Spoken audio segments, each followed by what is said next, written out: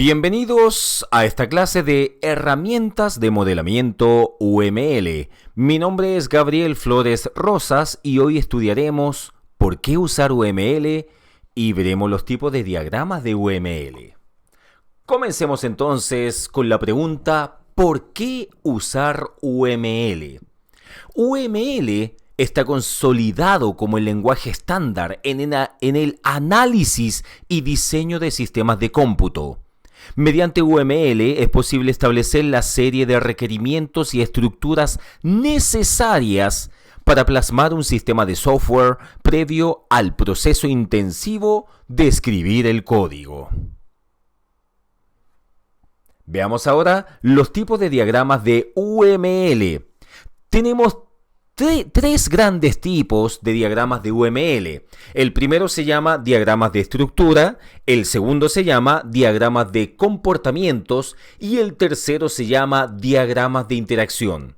A su vez, cada uno de estos diagramas contiene un conjunto de diagramas más. Como por ejemplo, número 1, los diagramas de estructura también contienen 6 tipos de diagramas, que son los diagramas de clases, de objetos, de paquetes, de despliegue, de estructura compuesta y de componentes. Número 2, en el caso de los diagramas de comportamientos, vamos a ver que además contienen a 3 grupos de diagrama, que son los de casos de uso, de estado y de actividad. Y número 3, los diagramas de interacción contienen a 5 grupos de diagramas, que son los diagramas de secuencia, de colaboración, de comunicación, de interacción y de tiempo. En conclusión, los diagramas que se presentan a continuación están basados en las categorías de los principales tipos de modelamiento UML. Comencemos conversando con el número 1, que son los diagramas de estructura, debido a que recién solamente los nombré, pero no los expliqué. Entonces, los diagramas de estructura, tenemos número 1, a su vez, que estos están compuestos por diagramas de clases. Un diagrama de clases en lenguaje unificado de modelado, UML, es un tipo de diagrama de estructura estática que describe la estructura de un sistema mostrando las clases del sistema, sus atributos, operaciones o métodos y las relaciones entre los objetos. Entonces, si vemos en la parte derecha de la pantalla, en este diagrama que se puede observar, se muestra cada clase de un sistema universitario, con sus atributos. Los atributos que llevan un signo más son públicos y los que llevan un signo menos son privados, los cuales se pueden ver acá a medida que los voy indicando. Las conexiones entre las clases son las que indican la dependencia, herencia, entre otros casos posibles. Número 2, tenemos los diagramas de objetos. Este es un diagrama que muestra una vista completa o parcial de los objetos de un sistema en un instante de ejecución específico. En este ejemplo que vemos a la derecha, se muestra un diagrama de objetos simplificado de un sistema de vuelos de avión, donde, por ejemplo, el motor, tal como lo vemos acá en la pantalla, hereda las características del avión, pero suma sus propias características. Número 3, tenemos los diagramas de paquetes. Un diagrama de paquetes en el lenguaje unificado de modelado representa las dependencias entre los paquetes que componen un modelo, es decir, muestra cómo un sistema está dividido en agrupaciones lógicas y las dependencias entre esas agrupaciones. Dado que normalmente un paquete está pensado como un directorio, los diagramas de paquetes suministran una descomposición de la jerarquía lógica de un sistema. Tal como vemos en la pantalla, en este diagrama, se muestra el sistema de venta de entradas donde se hacen los pedidos, tal como lo vemos al centro, determinando la tarifa y el tipo de entrada a vender, para luego gestionar el tema del pago y los asientos disponibles. Número 4. Tenemos los diagramas de despliegue. El diagrama de despliegue es un tipo de diagrama del lenguaje unificado de modelado que se utiliza para modelar la disposición física de los artefactos, software en nodos. Usualmente, la plataforma de hardware. En el ejemplo que podemos ver en pantalla, si observamos este diagrama, veremos que se muestra el despliegue de una aplicación web donde se muestra la aplicación, aquí al centro, el servidor web, que se llama Tomcat, y el servidor de base de datos MySQL, todos relacionados con el navegador web. Todos los nodos representan las principales aplicaciones del sistema. Número 5, tenemos el diagrama de estructura compuesta. Un diagrama de estructura es un tipo de diagrama en el lenguaje de modelado unificado, UML, que muestra la estructura interna de una clase y las colaboraciones que esta estructura hace posibles. Esto puede incluir partes internas, puertas mediante las cuales las partes interactúan con cada una de las otras o mediante las cuales instancias de la clase interactúan con las partes y con el mundo exterior. Y conectores entre partes o puertas. Una estructura compuesta es un conjunto de elementos interconectados que colaboran en tiempo de ejecución para lograr algún propósito. Cada elemento tiene algún rol definido en la colaboración. Si observamos el diagrama de la pantalla, se muestra el diagrama de estructura compuesta de medios de transportes, donde cada uno de ellos posee un motor, pero el desplazamiento se realiza a través de otro componente. Y ahora tenemos número 6, el diagrama de componentes. Un diagrama de componentes representa cómo un sistema de software es dividido en componentes y muestra las dependencias entre estos componentes. Los componentes físicos incluyen archivos, cabeceras, bibliotecas compartidas, módulos, ejecutables o paquetes. Los diagramas de componentes prevalecen en el campo de la arquitectura de software, pero pueden ser usados para modelar y documentar cualquier arquitectura de sistema. Debido a que los diagramas de componentes son más parecidos a los diagramas de casos de uso, estos son utilizados para modelar la vista estática y dinámica de un sistema. Muestra la organización y las dependencias entre un conjunto de componentes.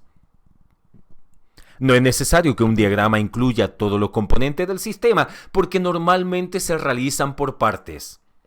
Cada diagrama describe un apartado del sistema. Si vemos en la pantalla, podemos observar que hay un diagrama de componentes donde se aprecia un sistema de una organización donde existe un terminal, tal como vemos en la pantalla. Este terminal es el puesto de trabajo, que hace una validación para ingreso al sistema. Luego se ejecutan las rutinas necesarias, incluso las relacionadas con las bases de datos, llevando a cabo el control y el análisis necesario. Estudiemos ahora los diagramas de comportamientos. Entre los diagramas de comportamientos encontramos los siguientes. Son 3 específicamente. El primero es el diagrama de casos de uso. Un diagrama de casos de uso es una forma de diagrama de comportamiento UML mejorado, que define una notación gráfica para representar casos de uso llamada modelo de casos de uso, que da una vista general simple de un caso de uso o un conjunto de casos de uso. Este tipo de diagrama representa la forma como un cliente o actor, le habíamos llamado, opera con el sistema en desarrollo, además de la forma, tipo y orden cómo los elementos interactúan. Y a eso le llamamos operaciones o casos de uso. En la pantalla podemos ver un diagrama de casos de uso. Y en este ejemplo se muestra un diagrama de un hotel, donde los nodos representan las actividades a realizar en cada caso. Como se puede apreciar, es la visión general del sistema de reservas de habitación, incluyendo el proceso de facturación. Por lo tanto, aquí tenemos al recepcionista. Y observamos que las acciones de este son asignar habitación, liberar habitación, realizar corte, verificar disponibilidad, verificar reservación y generar nota o factura. Número 2. Diagrama de estado.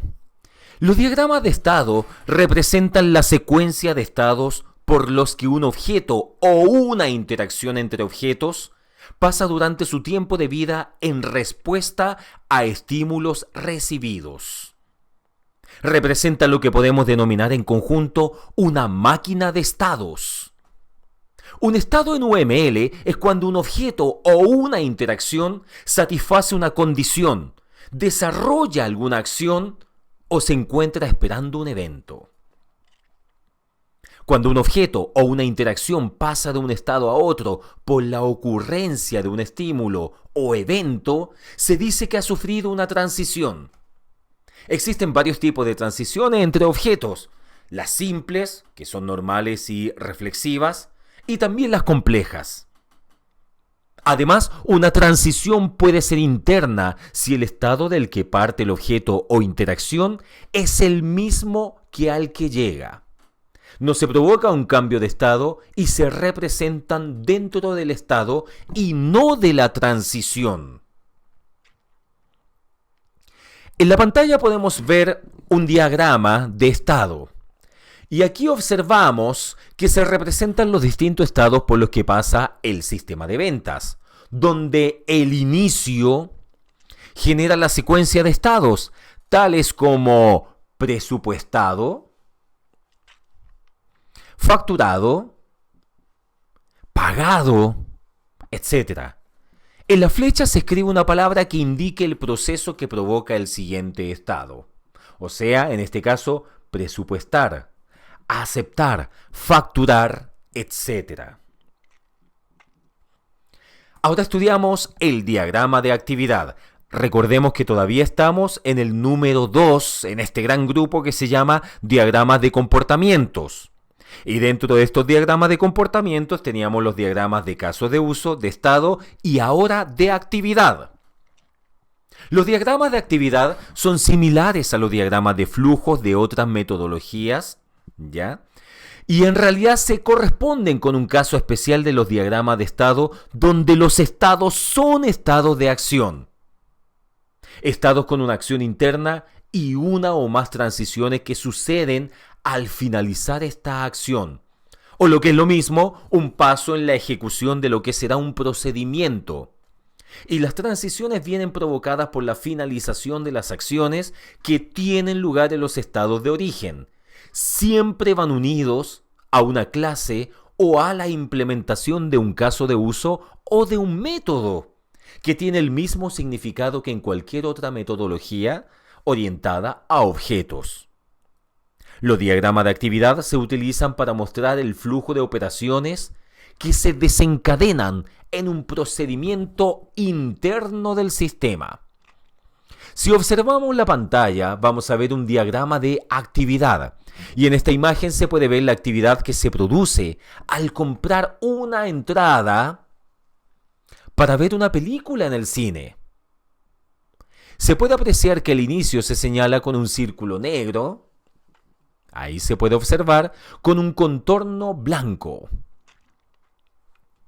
Los procesos, que son los verbos en infinitivo, son representados por un rectángulo con las puntas redondeadas, tal como lo vemos aquí en pantalla. Por ejemplo, establecer, asignar, cargar, otorgar, asignar, cargar, etc. Y las decisiones por un rombo, tal como se ven acá, cuando hay más de una posibilidad. Ahora vamos a estudiar, por último, los diagramas de interacción. Y recordemos que aquí habían 5 tipos de diagramas. los diagramas de secuencia, de colaboración, de comunicación, de interacción y de tiempo. Empecemos con el primero, que indica que es el diagrama de secuencia. Recordemos que los diagramas de interacción, según lo planteado por Oriente el año 2014, describen cómo los grupos de objetos colaboran para producir un comportamiento. Y aquí encontramos el número 1, que es el diagrama de secuencia. Y el diagrama de secuencia, también llamado diagrama de interacción, muestra las interacciones entre un conjunto de objetos, de clases o actores, ordenadas según el tiempo en que tienen lugar. Es decir, muestra el orden de las llamadas en el sistema. Se utiliza un diagrama para cada llamada a representar. Es imposible representar en un solo diagrama la secuencia de todas las llamadas posibles del sistema. Es por ello que se escoge un punto de partida. El diagrama se compone con los objetos que forman parte de la secuencia. Estos se sitúan en la parte superior de la pantalla. Normalmente a la izquierda se sitúa el que inicia la acción. De estos objetos sale una línea que indica su vida en el sistema. Esta línea simple se convierte en una línea gruesa cuando representa que el objeto tiene el foco del sistema, es decir, cuando él está activo. Si observamos el diagrama de secuencia que está en pantalla, este muestra los pasos o procedimientos que se deben ejecutar en un sistema de ventas de servicios. Se representa la secuencia de ida y la secuencia de vuelta por parte del usuario, que vendría siendo el cliente, y por parte del administrador del sistema. Número 2. Tenemos el diagrama de colaboración. Este diagrama muestra la interacción entre varios objetos y los enlaces que existen entre ellos. Representa las interacciones entre objetos organizadas alrededor de los objetos y sus vinculaciones. A diferencia de un diagrama de secuencias, un diagrama de colaboraciones muestra las relaciones entre los objetos, no la secuencia en el tiempo en que se producen los mensajes. Los diagramas de secuencia y los diagramas de colaboraciones expresan información similar, pero en una forma diferente. En la imagen, en el diagrama de colaboración que vemos en pantalla, se muestra la interacción de un conjunto de objetos, la forma en que se relacionan y cómo se traspasan la información entre estos conjuntos. Se podría decir que los objetos se agrupan en secciones de acuerdo a los procedimientos que ejecutan. Número 3, tenemos aquí al diagrama de comunicación. Un diagrama de comunicación es una versión simplificada del diagrama de colaboración, de la versión de UML 1.x. Un diagrama de comunicación modela las interacciones entre objetos o partes en términos de mensajes en secuencia.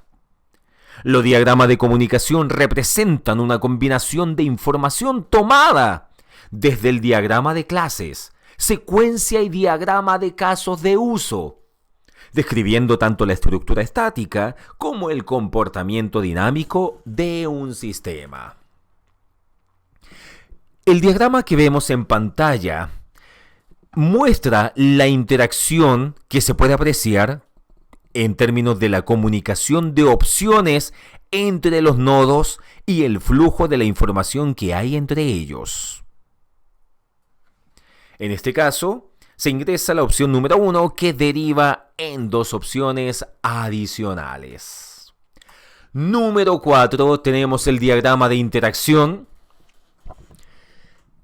El diagrama de visión de conjunto o resumen de interacción trata de mostrar de forma conjunta diagramas de actividad y diagramas de secuencia. Tal como vemos en la pantalla, respecto al diagrama de interacción, se muestra la secuencia más detallada de las actividades necesarias para un control de acceso, donde se muestra el estado inicial y el estado final del sistema junto con lo ingresado por el usuario. las verificaciones correspondientes y el traspaso a una nueva secuencia de acciones. Y por último, el diagrama de tiempo.